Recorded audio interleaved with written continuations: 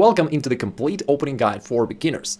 Also, I'll share with you common errors that cost people games and annoying losses. I'm Grandmaster Igor Smirnov, and without further ado, let's go ahead and get started. The very first opening task is to control the center. If you control the center, you control the game. Lots of players have heard about this rule, but let me share exactly why it is so important. Let's say you start the game and usually you push one of your central pawns forward exactly to occupy those central squares. Now, what are they? They are these four central squares right in the middle of the board, and they have the greatest importance for you. For that reason, we either play pawn e4 or pawn d4. Let's say we go pawn d4 and your opponent just tries to develop his pieces, which seems to be fine as well. However, at the very same moment, he neglects the center, and therefore you can keep grabbing the center, pawn e4. Let's say your opponent continues developing and you keep grabbing the center. Now your opponent wants to bring up the knight and then the castle, but you can already play pawn to e5. And at this point, you can already see how strong your position is just because you occupy the center. First of all, your pawns themselves control a whole lot of squares on the board. But on top of that, thanks to this space advantage, your other pieces are also controlling lots of important lines and diagonals. And just based on the volume of errors that I've drawn here, you can see how great your domination already is just within a couple moves of you occupying the center of the board. For example, what can Black do in this particular case? If they move their knight all the way back to g8, well, they can castle after that and they kind of undevelop their knight, so it's probably not what they want. If they try to move it forward to e4, you can actually play f3 and notice that your pawns are taking away pretty much all the squares where this knight could possibly go to, plus your bishop is taking away this final square on g5, and therefore this knight is lost in the middle of the board. Let's take it back. What if this knight goes to g4, to h5? Well, it's all the same stuff. You can go pawn g4, and the knight is still trapped. Pawn is attacking this knight, this pawn takes away this square, your bishop takes away this square, therefore the knight has nowhere to go and will be lost on the next move. That once again illustrates the power of the center and how dominative your position becomes. Now let's have a look at one more example when White similarly tried to occupy some central squares just as well. And here after knight f3, knight c6, knight c3, White still develops, Black goes pawn to e5 here in this position, and now you grab the center. So that's the ideal position that you want to achieve, ideally speaking, when you have two pawns right in the middle of the board. And White played here pawn d4 to challenge the center. Now, we do not want to just trade off, because in this case, that would lead to just a symmetric position in the center, but we want to dominate, want to occupy the center. Therefore, instead of the exchange, you can push your pawn forward, and now you have more space. Also, this pawn on e4 chases this knight away from f3, and therefore it has to go. Knight to d2. You can already see that White's position is somewhat cramped a little bit, and it's harder for White to move around. While for you, it is the opposite case. You have more space, and therefore it's very easy for you to bring your pieces anywhere you want. Well, for example, we go knight f6. And then let's say both sides continue developing their pieces, White castles, and all of a sudden, boom, bishop takes h2. This Greek gift sacrifice wins the game. And it may seem like just a sudden tactical opportunity, but in reality, you can see that thanks to the strong center, first of all, we kicked off this knight from f3. If White's knight were on f3 still, this sacrifice would never work. White would just capture with their knight. Secondly, you could develop your bishop to d6 on the first place to deliver this final blow on h2, while White could not put their bishop on d3 symmetrically because of your pawn controlling this square. So your center actually plays a huge role here. Even after king to h2, we go knight g4 check. Once again, your knight could stand on f6, and so it could easily go forward. After king to g1, now your queen has a lot of freedom to go places, to go and use different routes to attack the king. For example, here queen h4 just wins the game because there is no defense. White has to guard these both squares, and he can't, so you win the game. That's how your domination in the center allows you to transfer your successful attack on the side. You might be thinking at this point, well, Igor, everybody knows that you gotta control the center. Well, then let me share with you the most common errors that make people violate this rule. One of them here, if we go into the Scotch game, after d4, pawn takes, knight takes d4, the most common move here on amateur level is not knight takes d4, and it may not seem like an error, but just an exchange. But as a result of that, what happens is you can see that White is fully controlling the center, and that's exactly what we want. And Black has just helped White to achieve that by his own move knight takes d4. So knight takes d4 allowed White to dominate the center, and that is why it is wrong. Now, in this case, we do not have two pawns in the middle of the board, but basically we're happy to have whatever in the middle of the board. It can be pawns or pieces, we're happy either way. And now you can already see that it's getting a little bit difficult for Black to develop normally. They cannot develop their bishop from f8, because now it has to guard this square g7. If Black tries to move their knight forward to f6, you can kick it off immediately with this move pawn e5, and the knight has to go back.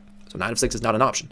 In most cases, Black plays d6 just to stop this pawn from moving forward, and although it is a normal move for Black to play, it's still a little bit passive. It also locks this bishop behind the pawn so that he does not control this open diagonal anymore. Anyway, let's go next. Let's say we now develop knight c3, knight f6. Now White can develop his bishop to a very active position on g5 where it puts pressure. Black has to put his bishop on the most passive square where it has literally nowhere to go. Now we castle queenside, let's say Black castles, and now we can already use his central advantage to just go into a straightforward attack with pawn e5. It's just one of the ways for White. And after the pawn trade, you can see that Black's already in trouble. White is putting pressure along all these diagonals, and it's already quite tough for Black to play. You could see how this seemingly little and significant mistake by conceding the center allowed White to mount this huge attack within just a couple moves. Let me share with you one more example. Here's the Queen's Gambit, one of the most classical chess openings. Quite often black is unfamiliar with the opening theory, and therefore they decide to play a simple move, and they take here on c4. Now at first, why not capture the pawn? It's hanging, it's undefended, why not to take it? Black does not realize that they're in fact giving up the center, and they potentially allow white to occupy it by playing pawn e4, getting this ideal center of the board. The issue here is that the negative consequences of giving up the center are usually seen several moves down the road. Like right now it doesn't seem like black's in trouble, although they can very well become in trouble within a couple moves. Let's see how it goes. Let's say again black does not know an opening theory, he just wants to play simple chess. So he plays pawn e6. Now white picks up the pawn, and black starts developing knight c6, attacks the pawn, white goes knight f3, defends it with the other knight, black goes knight f6, so far so good, both sides develop, bishop b4, develops a bishop, also pins this knight down, therefore knight takes e4 becomes possible. Again, so far looks like black is having a completely normal game, but nevertheless, white has these two pawns on the center of the board, and black has nothing. Now white goes pawn e5, let's say to attack this knight, knight e4, black is threatening here, let's say white develops. I'm just playing most common moves actually that players typically play, just to show you what's going to happen a couple moves down the road. Now we are in the early middle game phase, okay? And if you look at this pawn barrier, it helps white to get a lot of space for his pieces, for his maneuvers, and it also cuts off black's pieces. For instance, this bishop has nowhere to go really, right? Here it can't take, if it goes here, once again, it just hits the wall, right? This pawn wall in the middle of the board. Similarly, this knight from c6 cannot really go anywhere, right? Because of all these pawns. This bishop from c8 has a hard time being developed, right? On d7 it's passive, it goes b6, followed by bishop b7, now this bishop on a5 is completely locked. You see that black is somewhat uncomfortable already, while white has lots of options, and it's all thanks to these three pawns in the middle of the board. Moreover, white can even rush into the attack right away with the move knight to g5, hitting this pawn. The only way to defend it would be g6, but white can still continue his attack, queen h3, threatening this checkmate. If black goes pawn h5 to defend it, there are different ways to attack it. Even white can break open the position with g4, aiming to get to the king anyway, and either to take here, or if black captures, there is queen to h7 checkmate. Notice how black couldn't use all these pieces because they were cut off by white's center. The second most important opening rule is to develop your minor pieces quickly. And once again, you might be thinking, well, come on, everybody's aware of that. Well, there are some pitfalls here. So, for example, here, let's say white goes pawn f4, offering this gambit pawn, and after that bishop c4, getting black a little bit out of theory. Now, what do black play here? In most cases, they play queen h4 because they notice an opportunity to attack the king. After king to f1, black wants to follow up with bishop c5, hoping to deliver this kind of fool's checkmate on f2. And now it goes pawn d4 to shut it down, as well as to attack the bishop. The bishop has to go back, white goes knight f3, this time hitting this queen. Black realizes that if the queen goes away, white will be able to get their pawn back, and black achieve nothing with his attack. And therefore, he wants to at least hold on to this extra pawn, so that he gets something for his attacking attempt. Now white goes knight c3, and white keeps developing their minor pieces. Now knight to d5 is coming, and that's annoying. It attacks the queen and everything around, basically. Therefore, black thinks, okay, let me cover that square by playing pawn to c6. By the way, notice that black is playing very reactively instead of thinking about the principles of opening play. Because if we know that in opening you gotta develop pieces, then that's what you should do, right? Even if you want to cover this square, it's better to develop a knight and cover that square simultaneously, rather than just play c6 while all these pieces are still dozing on their original squares. Now I can play pawn e5 and white keeps attacking. Black once again wants to hold on to this pawn on f4, that's why they play queen to f5. And white keeps chasing the queen away, queen g4, now pawn h3, the only square now available is queen to g3, and right here white can already play knight to e2, and the queen is trapped here on g3, white's winning. There is also one little bit interesting fact here. You can see that black's moves here throughout this game were pretty much all wrong, and I'm not sharing with you some weird, unusual game. No, it's right the opposite. These are the most common moves of black, in fact. So you can see how easy it is to win when your opponents are just cool. To outsmart your opponent and to get ahead in development is to sacrifice a pawn for quick development. For example, you can do that right away with d5, pawn takes, and knight f6. You don't get your pawn right away, you instead continue to develop. And many of your opponents may wish to think, hey, I can actually defend this pawn by playing pawn to c4, and now I'm a pawn up. But you say, okay, and you just keep developing. You play pawn to c6, threatening to get the pawn back so that if they want to save it, they have to trade on c6, and now you already have a bunch of pieces in the game while white is completely passive. So that strategy works actually in pretty much any opening. You sacrifice a little pawn to get ahead in development to start your attack early. So for example, they play knight f3, now pawn e5, and white is already feeling uncomfortable because e4 is coming to chase away this knight. They may play pawn d3 trying to stop you from doing so, but you push in the center of the board anyway. And after pawn takes and queen takes d1, you force the king to move. And after knight takes e4, you threaten knight takes f2, fork to the king and rook. You can already feel how your advantage in development allows you to start creating this attack. If white wants to save this pawn, they probably play bishop e3. Yeah, play bishop f5, you continue developing, you are ready to castle queenside and to continue attacking. White may feel uncomfortable, may wish to hide their king, but then you castle, and your advantage in development is getting larger and larger. After bishop e2, another good piece of advice here is to trade off opponents' already developed pieces, so that they're left over with all the passive pieces only. Okay, so we can go bishop c5 here, trading off this one. after this exchange on c5. I mean, you don't have to remember all these moves, of course, as this is just an example, to illustrate the general opening principle that works in different openings. And after knight c3, white's problem is that his rooks are out of the game, his position is passive. Black played here knight b4, aiming to attack the king. White tried knight h4, hoping to get rid of this bishop, but let this be our puzzle of the day. It is black to play, and if you can find a good move for black, please write it down in the comments below. Let me share with you one more example of the same strategy, how you sacrifice a pawn to take lead in development. Here in this standard position, you can play pawn d4, sacrificing this pawn, and then you don't try to get it back instantly, instead you just want to keep developing. So you play bishop c4, thanks to this pawn sacrifice you have this new diagonal for your bishop, which is nice, and you can consider taking this pawn back later. Say black goes knight f6, once again you just castle. Many of your opponents will play bishop c5, trying to develop the bishop and hold on to this pawn on d4, but we don't worry about that. And now you can already start attacking. This knight has to go, where can it go? If it goes to g8, it's just passive, right? Black can't castle after that, it's pretty bad. If it goes to e4, you can keep attacking this knight, and it actually doesn't really have any square to go to, because you're controlling the square on g5 just as well, therefore black can be in trouble. What if the knight goes to g4? Well, there's also a pretty interesting move here that you can play. It's the move pawn to c3. You threaten to capture this pawn, and black may think that you keep playing just to, activate your knight, but instead, you've got a winning blow, bishop takes f7. And after king takes, knight to g5, check to the king. Now you can also, on the next move, get back this knight on g4.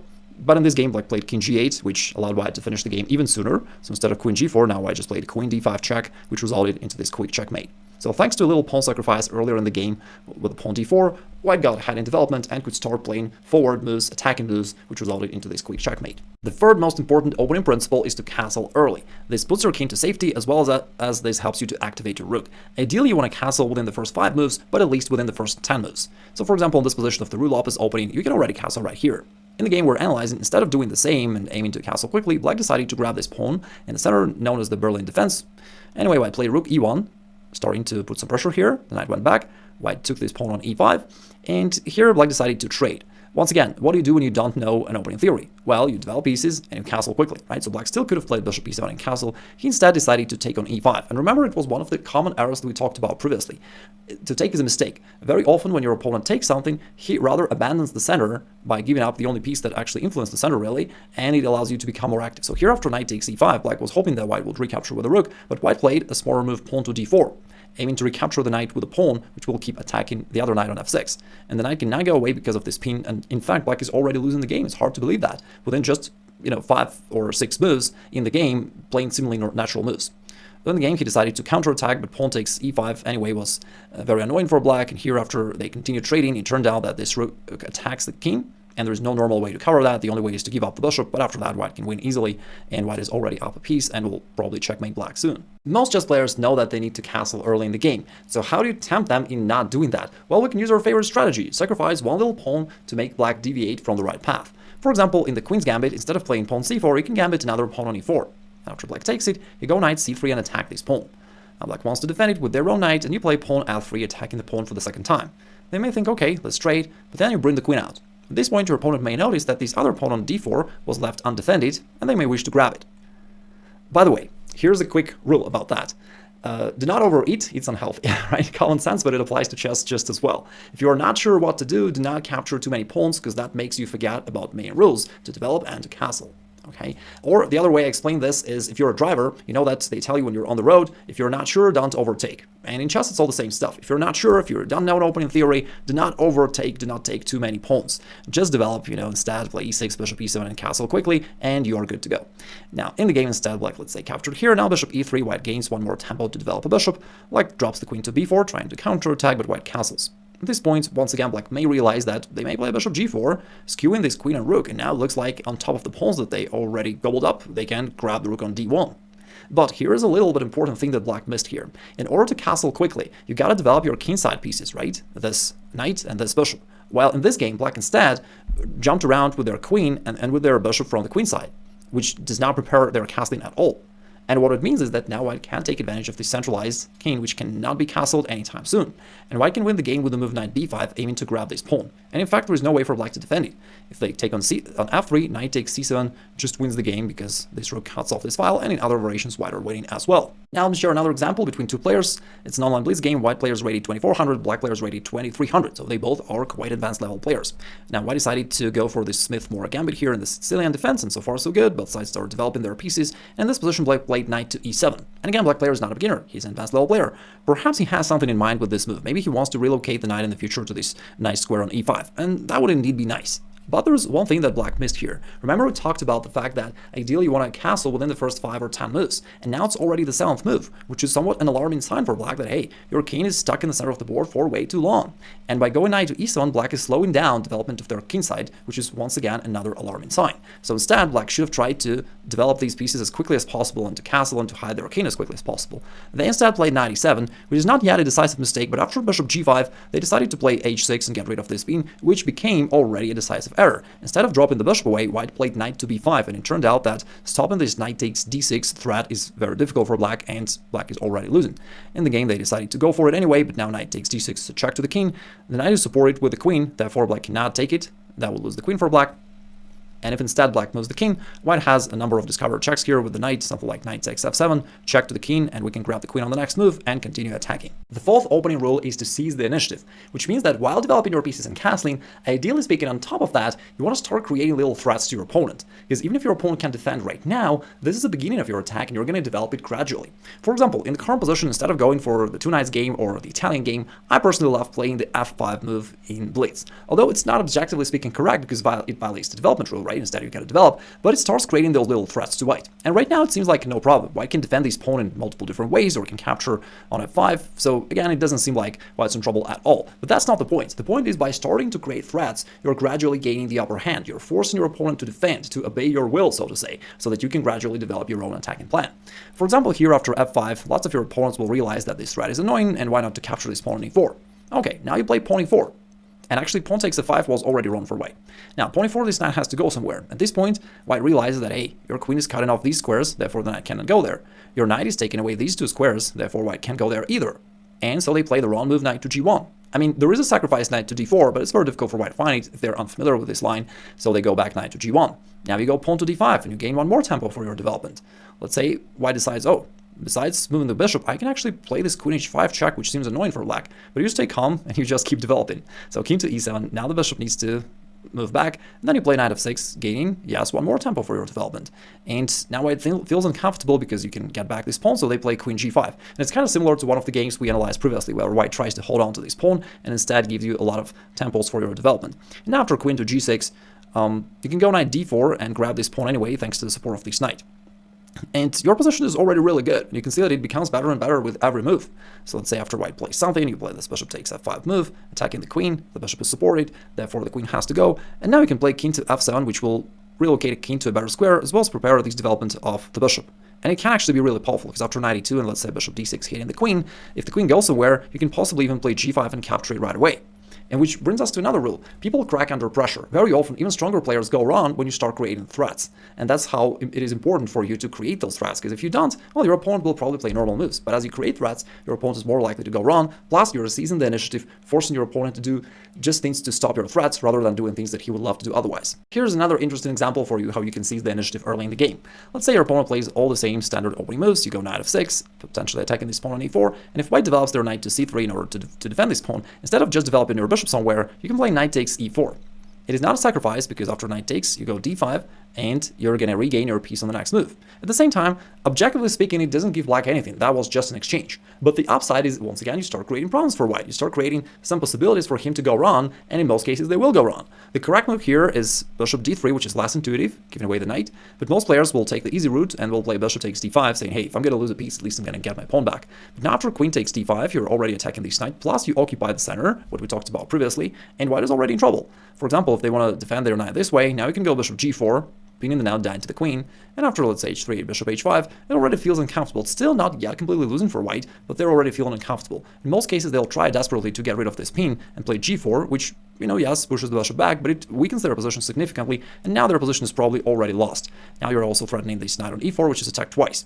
So in this game, we're analyzing he played queen e2 to support the knight, but castled queenside, and now you also potentially threaten to attack these weaknesses. White decided to escape to the queenside, played bishop e3, but that blundered actually the central pawn, because bishop e3 covers the queen along the e-file, so black could grab it and win a pawn, plus he continues attacking. So that's how black could overtake here easily, and by the way, white player is rated 2500, not a beginner, and but black could win the game easily by creating those little threats consecutively. So far, we've been talking about main principles that you should follow in an opening. You gotta control the center, develop pieces, castle early, and if possible, seize the initiative. But we shouldn't forget about our opponent, as he has something in mind just as well. Here's one example. It's the card count defense, and let's say white goes bishop d3 to defend his pawn on e4. Let's say black decided to develop, pawn e5, knight d7, so far it's more or less standard, but now all of a sudden white decided to sacrifice his pawn on e6. And what happens, lots of players in such situations respond reactively. If they see that there's a threat, they attack, they think, okay, I'm gonna capture it. But instead, what you should do is to ask yourself, what's the plan of my opponent? Why did he decide to sacrifice a pawn for seemingly no big reason? And it turns out that in this position, after queen h5, it's actually a checkmate on the next move. And after g6, white can finish it in style with queen sack, followed by this bishop beautiful checkmate. In this position of the Sicilian defense, it was white to play, and white played this move pawn to a3. Black probably thought that it's just a waste of time, and lightheartedly decided to grab this pawn on b2.